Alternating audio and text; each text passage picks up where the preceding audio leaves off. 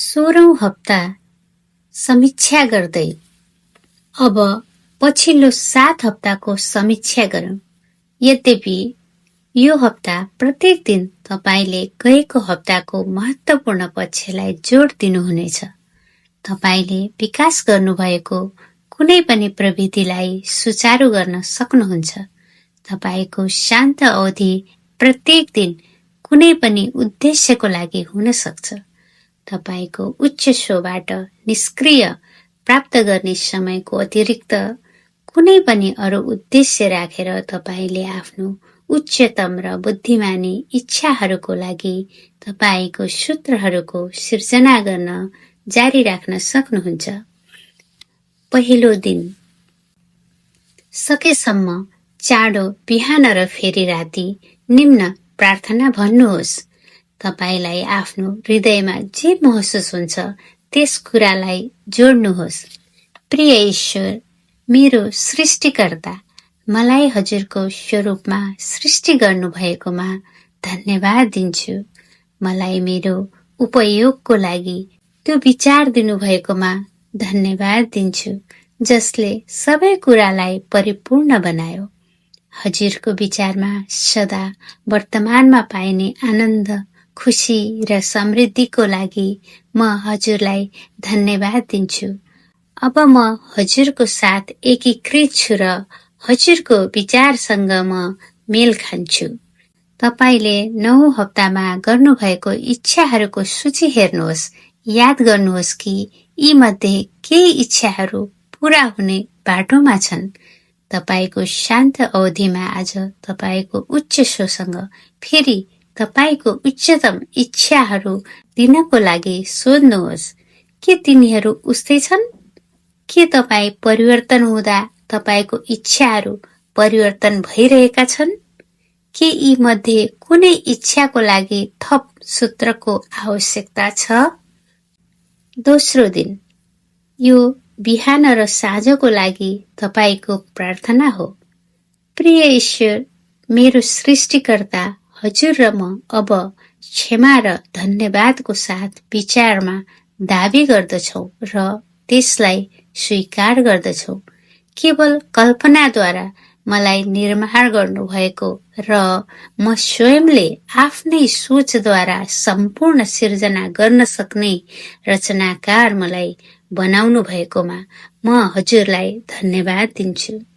हजुरको विचार मलाई मेरो विचारको रूपमा दिनुभएकोमा धन्यवाद, ताकि म हजुरको सम्पूर्ण गुणहरूको अनुभव गर्न सकूं। आज 10औं हप्ताको लागि पाठ पढ्नुहोस्। त्यसपछि तपाईले लेख्नुभएका सबै सिर्जना गर्ने सूत्रहरू पढ्नुहोस्। के तपाई सूत्रहरूसँग सहज महसुस गर्नुहुन्छ? के तपाई तपाईको सूत्रहरूबाट केही प्रकटीकरण यानि पूरा हुँदै गरेको देख्न सक्नुहुन्छ? के तपाईलाई लाग्छ कि अवसर सिर्जना भएमा अब तपाईले तुरुन्तै सूत्र सिर्जना गर्न सक्नुहुन्छ? अब तपाई एउटा शानदार, परिपूर्ण र शक्तिशाली स्व हुनुभएकोमा कृतज्ञ महसुस गर्नुहोस्। तेस्रो दिन प्रिय ईश्वर, मेरो सृष्टिकर्ता, मेरो सम्पूर्ण ब्रह्माण्डीय सम्बन्ध हजुर र हजुरको रचनाबाट भएकोमा हजुरलाई हृदयदेखि धन्यवाद। सृष्टिको ज्ञानको लागि धन्यवाद, जुन ज्ञान मेरो हो। म अब आफ्नो हृदयमा प्रेम, शान्ति, आनन्द सबै कुरा प्राप्त गर्नको लागि सशक्त बन्दछु, जुन मेरै हो। हे ईश्वर, म हजुरलाई मेरो हृदयदेखि धन्यवाद दिन्छु, किनभने हजुरले मलाई कहिल्यै पनि आफ्नो उच्च स्वसँग अलग हुन दिनु भएन। मलाई सधैँ मेरो सम्पूर्ण स्व र हजुरसँग जुडिरहने एक माध्यम प्रदान गरिदिनु भएकोमा म हजुरलाई धन्यवाद दिन्छु। यो बिहान र साँझको लागि तपाईको प्रार्थना हो। तपाईको हो र होइन संकेतलाई बलियो बनाउन आज तपाईको शान्त अवधिमा केही समय दिनुहोस्। होइनको लागि सोध्नुहोस्, त्यसपछि हो आदि। एक वा अर्कोको लागि सोध्नुहोस्, त्यसपछि तपाईले प्रश्नको साथ के पाउनुभयो भनेर प्रमाणित गर्नुहोस्। के त्यो हो थियो वा त्यो होइन थियो। आज पनि आफ्नो हृदयलाई जीवन्त बनाउन र सशक्त बनाउन कम्तीमा 2 पटक सिर्जना गर्ने सूत्र पढ्नुहोस्। के तपाईले अब यो कुरामा अन्तर देख्न सक्नुहुन्छ कि तपाईको मनले के भन्छ र हृदयबाट के आउँछ? हृदयबाट आनन्दको अनुभव गर्नुहोस्।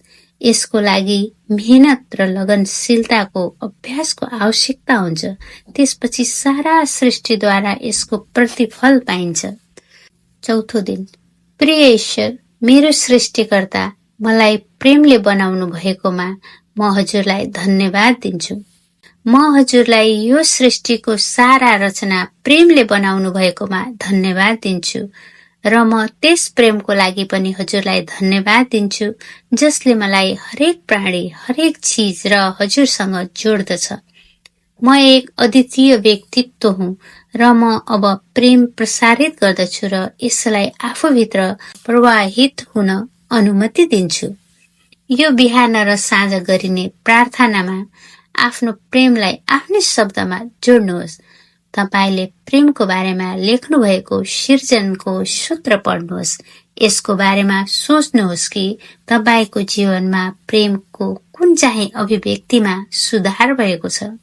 यो ज्ञान लिएर त्यसलाई लेख्नुहोस् कि यो सूची अब अरु बढ्न सक्छ र बढी नै रहेको छ। एक विशेष व्यक्तिसँग तपाईको प्रेम अभिव्यक्ति कसरी सुधारिएको छ भनेर विशेष ध्यान दिनुहोस्।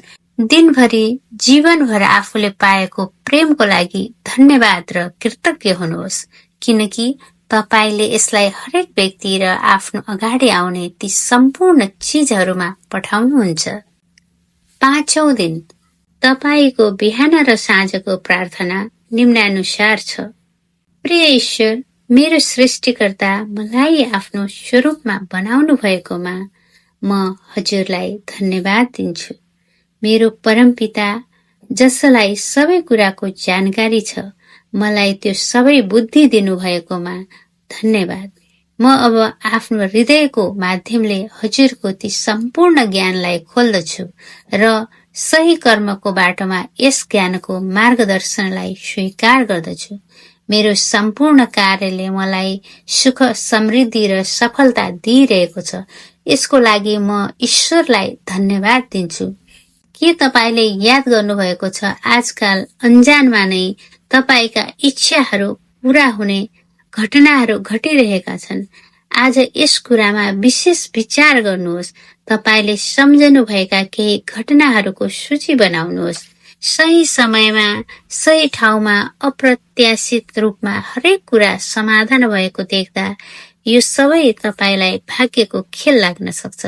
तपाईलाई यसमा ध्यान दिएर विचार गर्दा विशेष आनन्द आउनेछ कि यी कुराहरू असाधारण भए पनि तपाईको लागि सामान्य अनुभव बनिरहेको छ।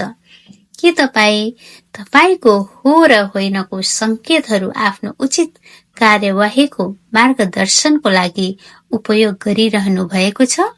के तपाईले यो कुरा ध्यान दिनुभएको छ कि कसरी यी संकेतहरूले वास्तवमा तपाईलाई भविष्यमा घट्ने घटनाहरूको श्रृङ्खलालाई बचाइदियो, जो तपाईको कल्पना भन्दा पनि धेरै माथिको थियो? अन्तमा 13 हप्ता गरेको सही कार्यवाहीको लागि मार्गदर्शन प्राप्त गर्ने प्रक्रियाको समीक्षा गर्नुहोस्। 6औं दिन। हे ईश्वर, मेरो सृष्टिकर्ता, म आफ्नो पूर्णताको लागि हजुरलाई धन्यवाद दिन्छु।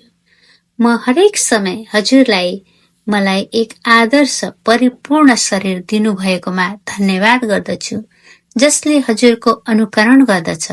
मैले के गर्छु, के सोच्छु र के अनुभव गर्छु, यसको पनि कुनै प्रवाह नगरेर मलाई हर पल त्यो पूर्णताबाट कहिल्यै पनि अलग हुन नदिनु भएकोमा धन्यवाद। म अब हजुरसँग एक भएको छु, हजुरकै स्वरूपमा बनेको छु र म आफ्नो लागि अरू कुनै पनि रूप अस्वीकार गर्दछु। बिहान र साँझमा यस्तो प्रार्थनाले तपाईलाई एकीकृतको अनुभूति गराउनमा बल दिन्छ। आज तपाईले आफ्नो विचारहरूको सूची हेर्नुहोस् जुन सुधारको आवश्यक छ। विचारहरू जुन परमेश्वरको विचारसँग मेल खाँदैन। के तपाईँ अब अझ स्पष्ट रूपमा देख्न सक्नुहुन्छ कि ती विचारहरूमध्ये केही तपाईको स्वास्थ्यसँग जोडिएको छ? के तपाईँ अब स्वीकार गर्नुहुन्छ कि तपाईको राम्रो वा खराब स्वास्थ्यको अनुभवको जिम्मेवार तपाईँ मात्र हुनुहुन्छ? उत्तम स्वास्थ्यको लागि तपाईले बनाएको सिर्जनको सूत्र आज पढ्नुहोस्। के तपाईले आफ्नो सूत्रहरूबाट तपाईको स्वास्थ्यमा केही परिवर्तन देख्न सक्नुहुन्छ? यी परिवर्तनहरूको सूची बनाउन सुरु गर्नुहोस् र आफ्नो अनुभवहरू परिवर्तन गर्नुभएकोमा आफैलाई विशेष धन्यवाद दिनुहोस्। 7औं दिन। आज बिहान र साँझ तपाईले यस पाठ्यक्रमबाट के प्राप्त गर्नुभएको छ त्यसको लागि परमेश्वरलाई धन्यवाद दिनुहोस्। यो वास्तवमै तपाईँ जे हुनुहुन्छ त्यसैको लागि र त्यसैलाई साकार गराएकोमा धन्यवाद दिनको लागि गरिएको प्रार्थना हो। स्वाभाविक रूपमा यसमा तपाईको प्रेमको उत्कृष्ट अभिव्यक्ति, सुधारिएको स्वस्थ, उत्कृष्ट कार्यमा सफलता, अधिक समृद्धि, आत्मनिर्भरताको अनुभूति, शान्तिको अनुभव, आनन्दित मनोवृत्ति या यो अनुभव गर्ने सुरक्षा सामेल हुन सक्दछ कि संसारको पागलपना एक भ्रम हो। आज तपाईको सिर्जनको सूत्रहरूमा विशेष विचार दिनुहोस्। के तपाईँ कुनै सूत्र थप्न चाहनुहुन्छ या केही घटाउन चाहनुहुन्छ? केही अरू मिलाउन चाहनुहुन्छ? केही संशोधित गर्न चाहनुहुन्छ? यो वास्तवमा सधैँ चलिरहने प्रक्रिया हो। आज त्यो प्रक्रियाको अनुभव गर्नुहोस् र 16 हप्तामा आफूले गरेको प्रगतिको लागि धन्यवाद दिनुहोस्।